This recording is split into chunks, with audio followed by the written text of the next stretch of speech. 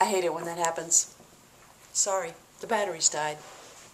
I need lifelong batteries. I need batteries with as much energy as I have. Okay, back to the focus. This is part 2 of gay adolescence, and I'm sorry about that, and I won't talk for that much longer. Anyway, generativity versus stagnation. I mean, our middle-aged years are supposed to be these years when we figure out ways to give back to the community. But if the community is afraid of us, or ostracizes us, or thinks of us as molesters or whatever else, how can we give back to the community? So that too is a difficult time. And finally, ego identity versus ego despair, Erickson's last stage.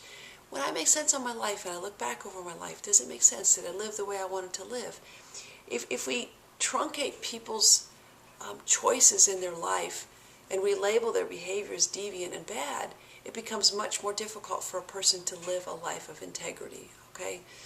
It's possible, but gosh darn, we make it hard for gay people.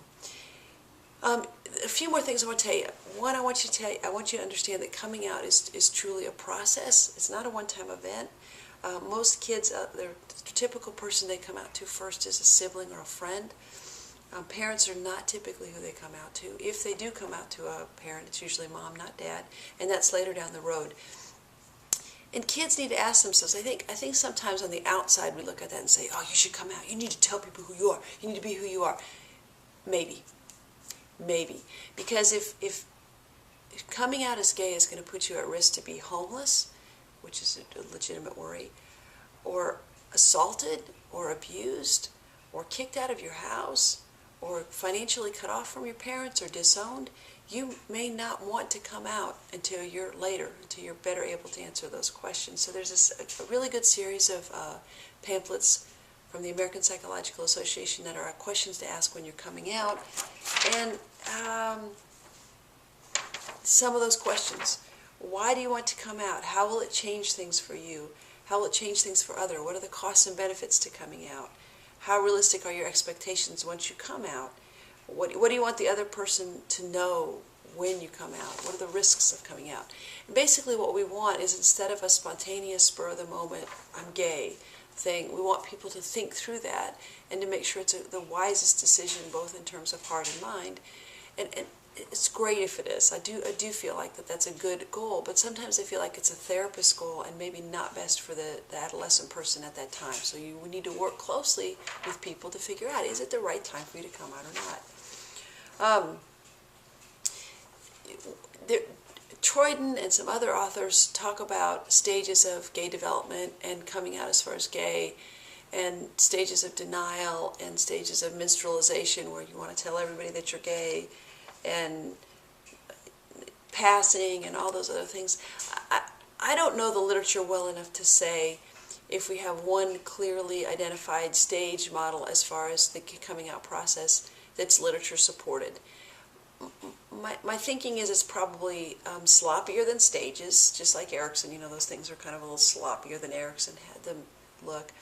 And that it's not as clear-cut as far as in terms of that each person, there's tremendous individualist variation, and it depends on one's culture and one's gender and one's age. And I mean, a 42-year-old man coming out versus a 16-year-old girl, whether you live in Mexico City or Toronto, I mean, it's going to be different experiences. So I'm not sure that we have one theorist who captures that really well.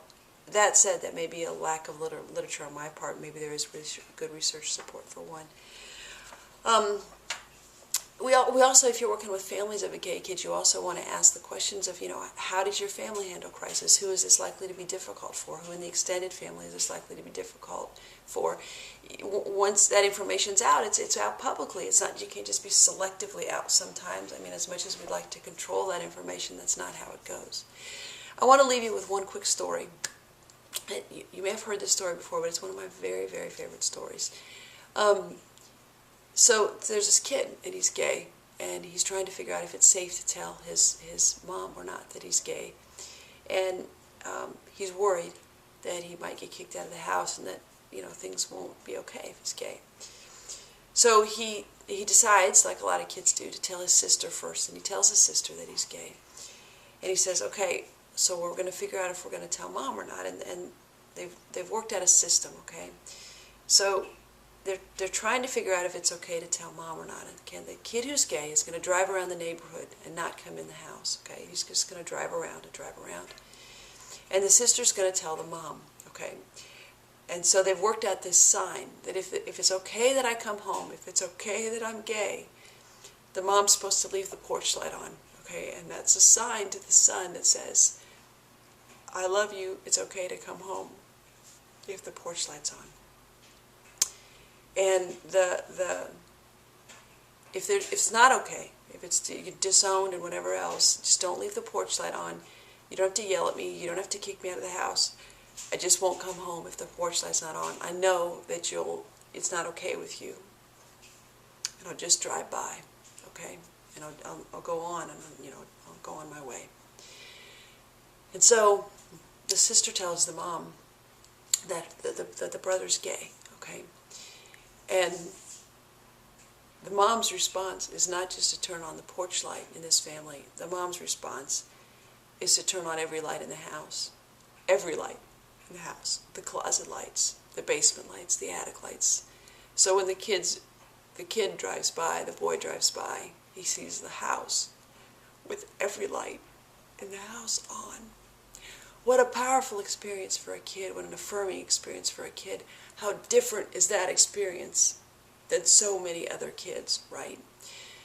What I would question to you, what I would ask you is, how can you sort through your own biases, your own feelings, whatever else, to do the equivalent of leaving every light in the house on, turning every light in the house on, to not just tolerate, to not just accept, but to celebrate and to nurture kids who are gay, and to ask yourself, how can I do that in my clinical work? How can I do that in my private work, my private life, and all those other parts of my life? I get that this is hard for some people. I get that this might be hard for you. I don't know where you stand in terms of this, but I think that we all were created how we were created, for good reasons, whatever those reasons are, and that